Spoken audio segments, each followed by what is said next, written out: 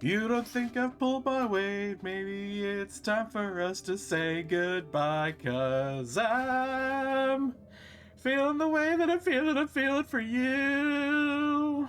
I'm not having fun tonight. Oh my god, bro. Whew. I know we left off on this, like, huge cliffhanger, but the more I sit with, like, Leo's route as a whole, the more I'm sitting here like, oh god, I'm not having fun anymore. This isn't fun anymore. I should not have, like, read, like, the 3 most traumatic things available to me. You know, if I could Franbo, Tiny Bunny, and Leo, like, all together. Jesus. But let's get right back into it. So remember, whatever this is talking to Chase inside his head. Just ignore it. But I can understand. Even if I feel as though something is controlling me. It's the oddest thing. Hey! I snap my head up, jumping as I find the bear staring right at me.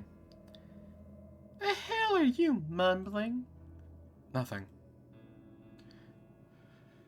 Brian chuckles again and reaches across to the other wall, grabbing the shovel. He starts digging up the loose patch of dirt in front of him. Yeah, keep it to yourself, I guess, but like I said, you ain't the only one. I'd also like to point out that we've had, like, a double Lord of the Rings, like, vibe check, I guess. Because, like, this whole thing of, like, Brian being like, oh, which way do I go? All I can think is Gandalf just, I have no memory of this place. And just now, he, you know, swapped roles and was Frodo, just like, alright, keep your secrets. Brian gestures behind him with a thumb toward the ground. I look and see nothing except a few stones on the ground. After Rachel back there, things got way worse than the aliens for me. I saw her at night crawling on my ceiling, peeking out from under my bed, staring at me from my window. Brian grunts as he digs the shovel deep, then lifts, turning a pile of dirt out to the side. So did Duke. Drove him crazy. Turned him into a speed addict. Not that I mind. He was always my most reliable customer. The thick, sweet smell starts to grow again. It's starting to become overpowering. I feel like I should keep him talking, get him comfortable, and buy myself more time. Should you, though? Who's Rachel? Duke's wife. I try to remember what I know about Duke's marriage, aside from the fact that he isn't married anymore. I realized then that I do remember Rachel, but just barely. She was only around while I was in grade school, and was pretty nice as far as I can remember. Didn't he divorce her? Brian shrugs as he stops digging, resting on the handle. I guess he sorta did, but I mean, she was dead by then. They wanted my stuff, but didn't have the money. So I cut him a deal to fuck for the drugs instead. I mean, I can't say I like bitches at all. Annoying and whiny, but she let me go way farther than Duke ever did. So I mainly fucked around with her. It's not hard for me to picture exactly what that fucking was. Then one day I guess I went too far. She died. We buried her. Right here.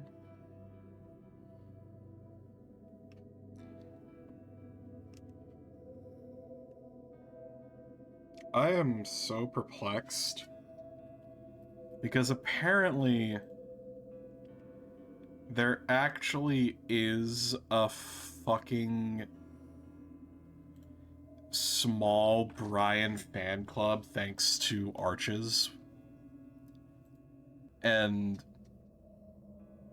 ew. It's like that. Oh, it's like that movie. I forget what movie it is, but basically, it's a movie about like it takes perspective about a girl who's like a murder groupie, basically, which is an unfortunately real thing where people become obsessed with the most reviled, sick, and disgusting people in the world. So, you know, modern day Nazis. Uh, and they just somehow decide that actually this is who I want. This is what I want. And it's like, bruh, how many times did you get dropped on the head before you realized? Oh man. Especially with modern day neo movements. I'm trying not to say the word too much, but like a lot of modern neo movements people in those movements fail to realize they are not up to the standard that those people back in 1942 held. By no means would most of the people who believe in those things today be able to get in. They would, like, at most be useful tools for the party or the Reich or whatever. And then, you know, as soon as your usefulness is done, they get rid of you because you're an undesirable. It's like ugh. And it's just sad and pathetic that they can't realize that about themselves. And I don't know, like, I get the allure of danger. Like, I get the idea of, like, flirting with danger. But when someone is so repugnant, absolutely despicable, like this is actual cartoon villainy. Like, I'm waiting to find out that Brian is like best buddies with the frickin' carpet samples Furry, or like was best buddies with Doug Spink. God, may they forever burn in hell. Fucking hell. Hell is not good enough for those people. Or anybody that associated with Sangi. Oh my god. Well, I guess what I'm saying is, I want to say Brian is just this dramatic, over-the-top, cartoon, sensational, hyperbolic version. A complete and utter caricature of evil. The sad truth is, if you Google any of the names that I just said, you will fall down a rabbit hole and you will learn just how depraved and disgusting we as humans can be, if you can even call them human. I really think at certain points you stop being a human once you've done certain things.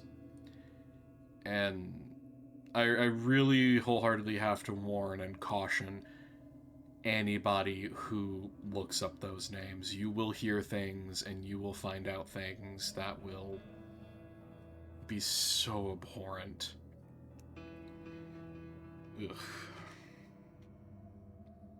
And to be sexually attracted to it is so bizarre.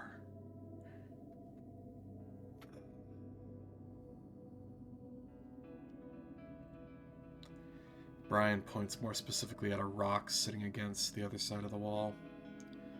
The big bear starts to dig again, more vigorously, lengthening the patch he's working on.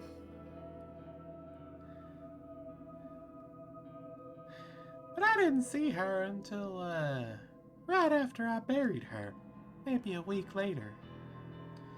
The bear shakes his head and laughs mockingly.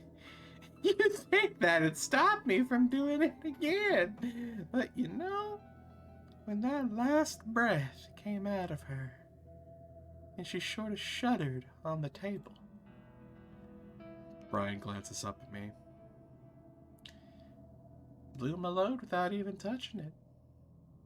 Made me wonder how good it could be with a guy. If it was that good with a bitch. You want him to keep talking? Brian pauses in his sudden spurt of digging and looks up at me again. Probably wondering why I'm telling you this, thinking I'm crazy, but I don't know. Feels good to tell someone. You're like my own therapy otter. The bear looks back down at the hole he made. The smell coming out of it was overpowering. I'm on the verge of gagging again. But I don't see her anymore, though. It changes with each one. 7 stones. And it'll probably change again. And with that, the bear comes at me. The space is so small, it only takes him 2 steps. I scream and cover my face. Coward. And try to fold up into as tight a ball as I can, but before I know it, Brian has me by the back of the shirt. He drags me over until I'm kneeling next to the hole. I can see it's definitely a grave now. You already knew. Because I can see the bones poking through the dirt, the bits of blue and white cloth that were its clothes. You mean Daniel, the 19-year-old fit. I feel like me telling all this to you, and me being nice to you so far. Maybe don't come back after me. Just move on. I feel Brian move around behind me, then press something cold to the back of my head. A gun. I guess Brian probably has plenty of those. I'm doing the town some good after all. How? I blurt out, my mind racing, trying to think of something, anything to get out of this. Brian does pause, though. How what? How is this helping anyone? Why are you doing this? A few seconds go by, and I'm sure I'm about to hear the crack of the pistol, the last thing I'll ever hear. Then Brian sighs. Again? I feel like I should tell you everything, so you don't have to come back and fuck with me. But Duke, he said all this started when you came back. I told you, I have no idea why. My voice rises in pitch as I start to panic. Duke had already tried to kill me even after we tried to convince him I had nothing to do with any of this. Not any of this. Are you sure of that? I feel Brian set his feet behind me, and I can picture him getting ready to pull the trigger. I'm going to die. This keeps happening, doesn't it? This hysteria? I'm sorry. Remember, this is for the good of the town. To me, it's like the town holds its breath, letting all the evil build up until it has to let it all out in one big go. Brian grips onto my head fur, pressing the barrel of the gun into the back of my head. And you brought a lot of guilt and evil with you back to this town. Maybe that was enough to push it over the edge again. Rest easy. So, in a way, it is your fault, isn't it? My eyes are watering and I don't know if it's from Brian's grip in my fur or if I'm crying. Help me. I say it to you.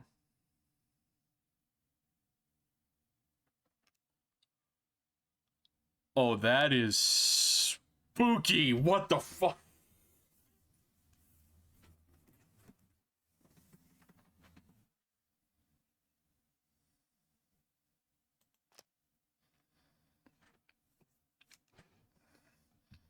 I glance to my right and see something standing in the entrance to our little hollow. It's faint, either because of the dim light or because the thing itself isn't quite opaque. It's tall, white, and gangly, and its long fingers nearly touch the ground. Its face is heart-shaped, the whiteness of it interrupted by massive shiny black eyes in its face. It stands there, motionless, watching us. I stare back, open-mouthed. Brian must have taken notice because the next thing I know, the bear squeals. It's so loud and high-pitched, I wince. Brian lets me go just as the thing moves. It seems to lean forward and glide towards us, but the gliding is stilted, like a film with half seconds missing from it. It flickers, seeming to turn transparent as it grows closer, the white fading to pink, then a bright red for a brief second before reverting. I'm frozen, kneeling as I watch it. Brian backs away and promptly steps on the flashlight. The light careens sideways, and I look over to see Brian's foot slip on the cylindrical flashlight before his rump comes down hard on top of it. All the light is extinguished, and I can't see the thing or Brian now. I hear him, though, as he lets out another screech of pure fear like a wounded animal. Something else, too. A voice that's also high-pitched, babbling something fast and senseless. It's like a tape recorder being rewound. Brian's screeching impossibly turns up a notch, and I instinctively move forward away from the horrible sounds, and I pitch forward into the hole. The smell engulfs me, and I can feel the hard, knobby things in the dirt around me.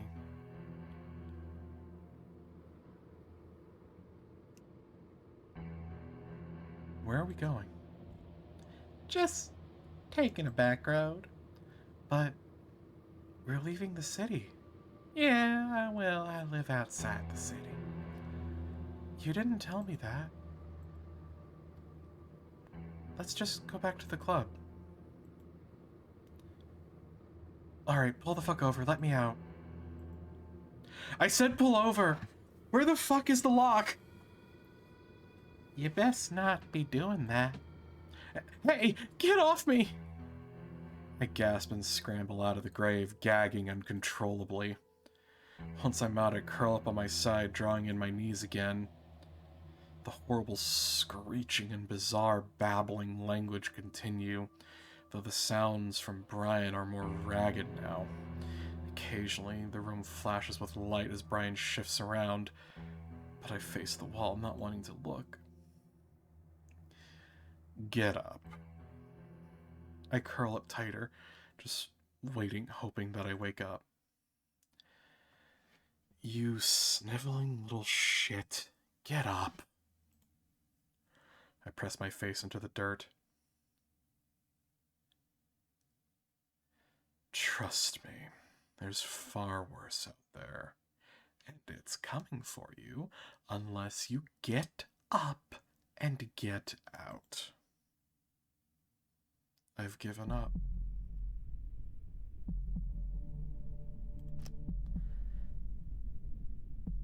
You force yourself up onto your hands and knees and start crawling in the direction of the exit. The flashlight continues to be rolled around, giving you glimpses of where you're going. The sounds from Brian have stopped. Now it's just the mechanical gibberish that seems to be growing in pitch and speed. But you don't look back. You don't need to see that.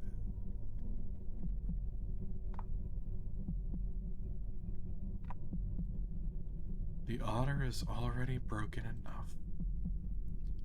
Soon you're crawling through the exit, and the cacophony behind you is immediately muted. It becomes more and more faint until it almost disappears as you come out the other side.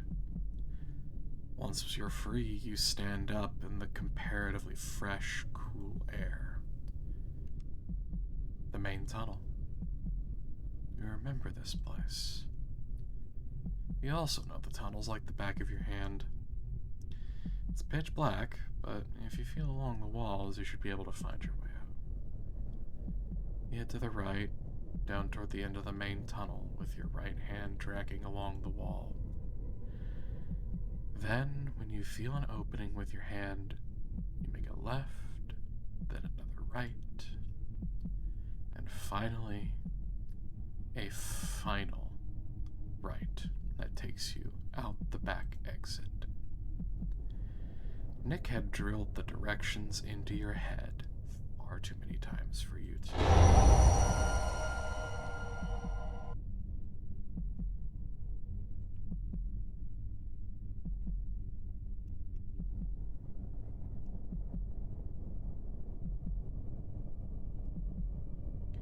Red eyes appear at the end of the tunnel, at the end of the last stretch. You freeze and observe.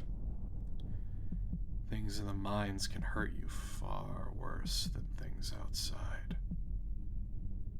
Brian had just experienced that. But you're not sure. Is this one of the otter's demons, or... No.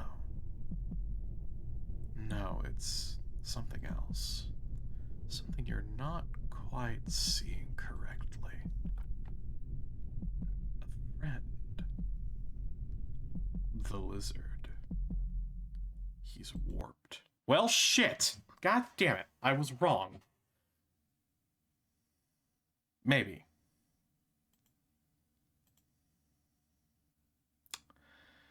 I'm a bit upset about that now. Can we also talk about that? Is that what it... Oh my... Woo! I don't know how I feel about that. So Chase was... Chase has... This might be why Chase doesn't reflect back on, like, his home life or, like, his life outside his friend group at all. It's so fucking weird to me that he just doesn't.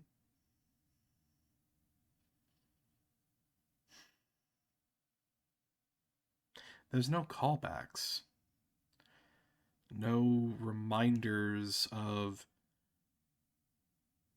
anything outside the friend group. And that's just... That's not right. That's not how people... So, Chase got therapized, and this voice has been with him for a long time. So I need to wonder, because I do, like I said, I know a smidgen of, like, the smoke room lore, and I know it's no longer canon to the story, but this is the story. So Sam is with Chase, or at the very least some collection of thoughts and emotions and a literal echo of Sam is with Chase. There's a lot of pieces that are clicking into place right now, and I don't know that I'm happy that they are clicking into place. I'm a little upset about it, honestly. Beyond the fact that I was wrong, that Flynn is not the monster. At least he's not that monster. God damn it.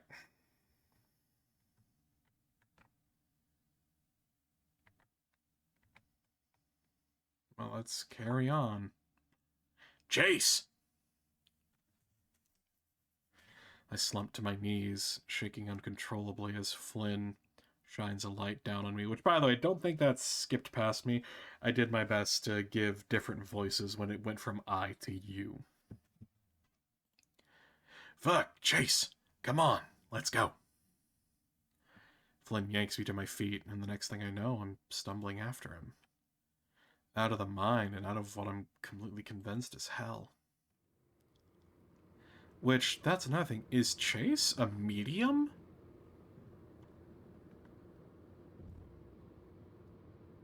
Like... So hang on, in Carl's route, there was a malevolent force that more or less never spoke directly to Chase. Aside from that one time the hum kicked in and forced us to say, I'm fine, I feel fine, I'm fine.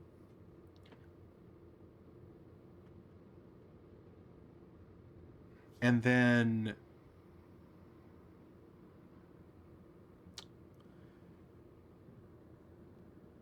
the two angry ancestors were bickering and said that it wouldn't let them. So this implies that there's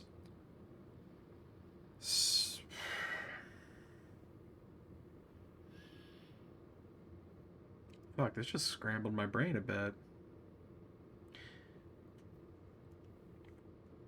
There's more layers and more information that's being brought out, and I don't fucking know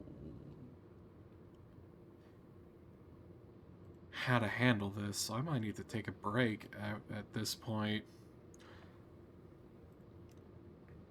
I'm just so... I feel like I need to like make like a you know, like a lucid chart or like a conspiracy theory cork board at this point, because body was found in the mine led to hysteria, and then apparently after they caught the person that committed the murder, which might have been Sam given what I know of the smoke room, and then just now they were talking about like the evil gathering and collecting, and then finally it lets it all go at once. That almost reminds me of like the Overlook Hotel in The Shining, how it's kind of just like a magnet, and this Echo is like this town. It's a nexus point of trauma. It's like a place where horror and fear and regret and pain swirl and mix together and eventually get spat out as real, actual monsters. Where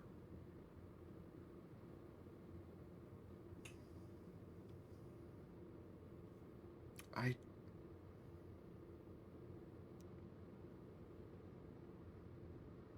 This is too much for me right now. Thank you all so much for watching. I hope I can see you in the next one. Have a good night, guys.